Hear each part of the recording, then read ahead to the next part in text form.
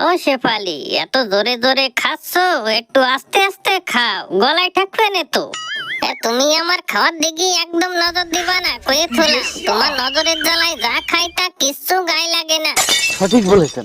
কৌদি, আমি বলে নজর দিচ্ছি? আমি নজর দেবো কেন? আমি এত খাটি ফাটি কামাই করতেছি কার জন্য? তোমার জন্যই তো। তুমি খালি তো আমার আরো বাল ঠাই। আচ্ছা, হ্যাঁ বাল ঠাই। আমি খালি যদি তোমার এতই বাল ঠেকতো তাহলে আর ডেলি ডেলি ডাল ভাত খাওয়াতা না, মাংস ভাত খাওয়াতা। সঠিক বলেছেন। আরে খালি মাংস ভাত করো কেন? ডেলি ডেলি মাংস ভাত খাওয়া কি ভালো নাকি? ও চাটে হয় খালি গ্যাস। আর ডাল ভাতে কি হয়? ডাল ভাতে কি গ্যাস হয় না নাকি?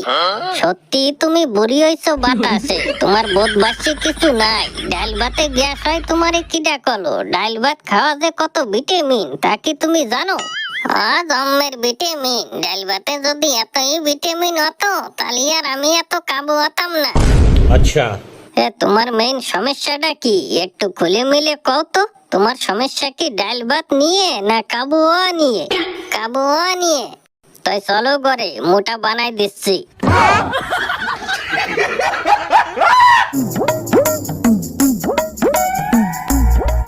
হ্যালো, আজকে আমার হ্যাপি বার্থডে। তুমি কোনে? সবাই চলে আইছে, তোমার কোনো খবর নাই। তাড়াতাড়ি চলে আসো, কেক কাটতে হবে।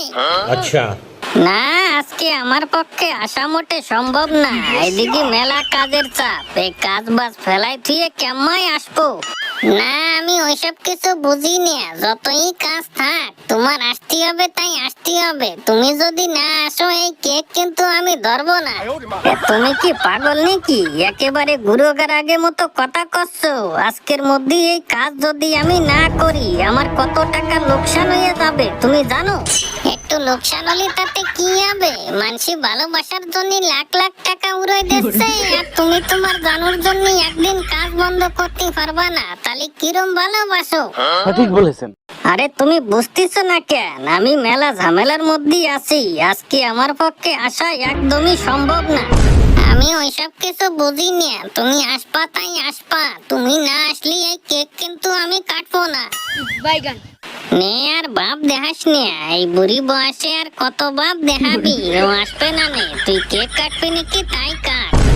তুই কেমন রে? তুই দেখতেছিস আমার জানু আসে নাই? আমি কত টেনশনে আছি আর তুই কেক খাওয়া নিয়ে লাগছিস।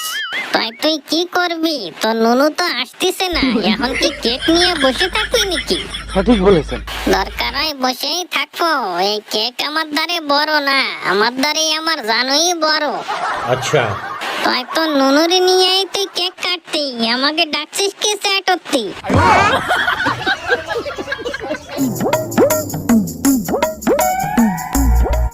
আচ্ছা শেফালি, বাজারে যাচ্ছি।